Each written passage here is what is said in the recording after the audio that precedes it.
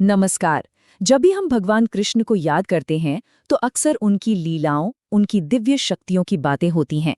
पर क्या कभी हमने उन अदृश्य शक्तियों के बारे में सोचा है जो हर कदम पर उनकी ढाल बनकर खड़ी थीं? आज हम कृष्ण की दो ऐसी ही संरक्षक देवियों की कहानी जानेंगे जो शायद उतनी चर्चित नहीं पर उतनी ही महत्वपूर्ण है। तथास्तु यानी ऐसा ही हो।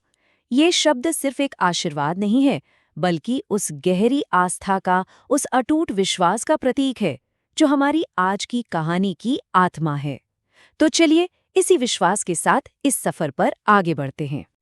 तो देखिए, आज की हमारी ये पड़ताल कैसे आगे बढ़ेगी। सबसे पहले हम जानेंगे कि ये संरक्षक देवियां हैं कौन।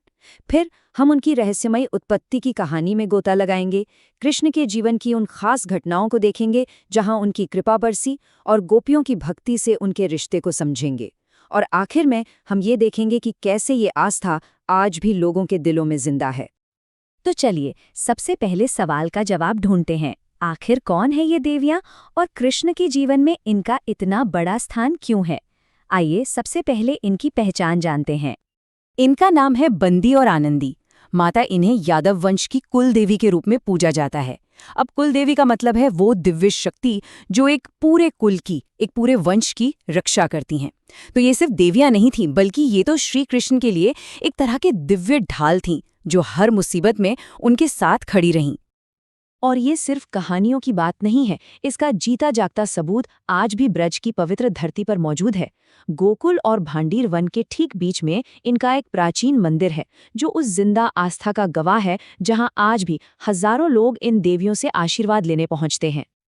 अच्छा, तो अब सवाल ये उठता है कि ये शक्तिशाली देवियां आईं कहां से, इनकी उत्पत्ति कैसे हुई?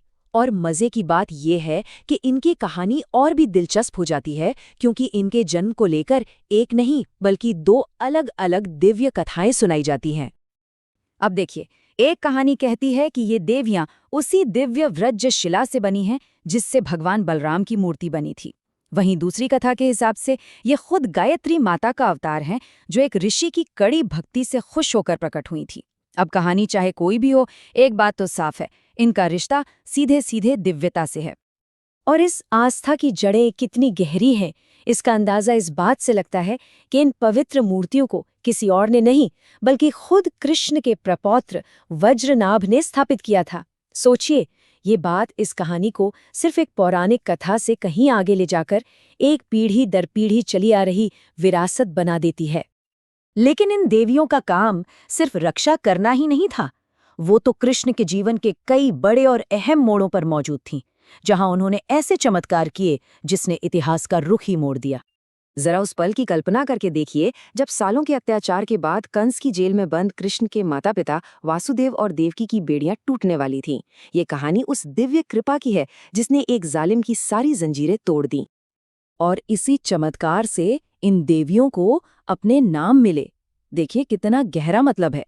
बंदी माता यानी जिन्होंने बंधन तोड़े, और आनंदी माता जो वासुदेव देवकी के छूटने के बाद नंद बाबा के घर आनंद लेकर आईं।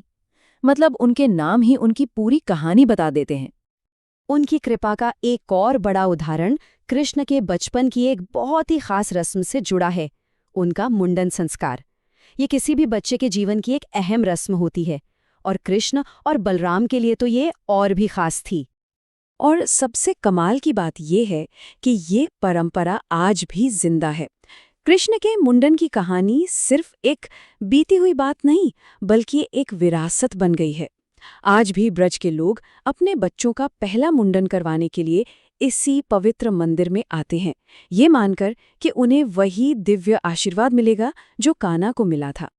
तो अभी तक हमने बात की देवियों के दिव्य स्वरूप की, लेकिन एक और कहानी है जो लोक मान्यता से जुड़ी है, और ये हमें भक्ति की असल ताकत के बारे में बताती है। सोचिए, दो बिल्कुल साधारण गोपियां जो नंद बाबा के घर में गोबर के उपले बनाने का काम करती थीं, लेकिन उनकी भक्ति इतनी सच्ची और निस्वार्थ थी कि उसी भक्ति ने उन्हें देवी बना दिया। ये कहानी हमें बताती है कि सच्ची भक्ति में कितनी ताकत होती है। ये किसी भी पद या पहचान से बहुत ऊपर है। और ये सिर्फ कोई लोक कथा नहीं है, गर्ग संहिता जैसे बड़े ग्रंथ में भी इसका जिक्र मिलता है। वहाँ लिखा है कि जब महारास हो रहा था तो खुद राधा रानी का श्रृंगार करने का सौभाग्य इन्हीं गोपियों को मिला था। ये बात साबित करती है कि वो कोई आम सेविकाएं नहीं, बल्कि कृष्ण की दिव्य लीला का एक बहुत जरूरी हिस्सा थीं। ये सारी बातें तो हो गईं इतिहास और पुराणों की, लेकिन आज क्या ये आस्था आज भी उतनी ही मजबूत है? तो चलिए देखते हैं कि आज के दौर में बंदी और आनंदी माता की पूजा कैसे होती है। आज भी इस मंदिर में आस्था का सैलाब उमड़ता है। हर साल जात मेला लगता है, नए शादीशुदा जोड़े आशीर्वाद लेने आते हैं और छोटे बच्चों का मुंडन संस्कार भी यहीं होता है। हर रस्म इस समुदाय को अपनी कुल देवी से जोड़े रखती है। ये वो आस्था है जो किताबों में नहीं, बल्कि लोगों की जिंदगी में बसती है। यहाँ एक और दिलचस्प बात है, बंदी माता को अक्सर देवी दुर्गा के रूप में भी देखा जाता है। 10 भुजाओं वाली, राक्षसों का संहार करने वाली देवी।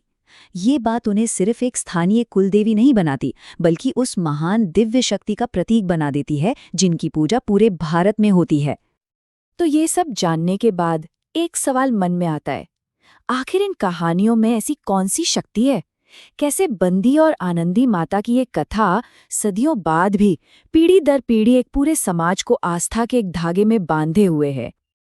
और यहीं आकर हमारी ये कहानी एक पड़ाव पर पहुंचती है, ठीक वहीं जहां से हमने शुरुआत की थी। एक ऐसी आस्था के साथ जो हर दौर में मजबूत रही है, एक ऐसी कहानी के साथ जो आज भी रास्ता दिखाती है। तथास्तु, ऐसा ही हो।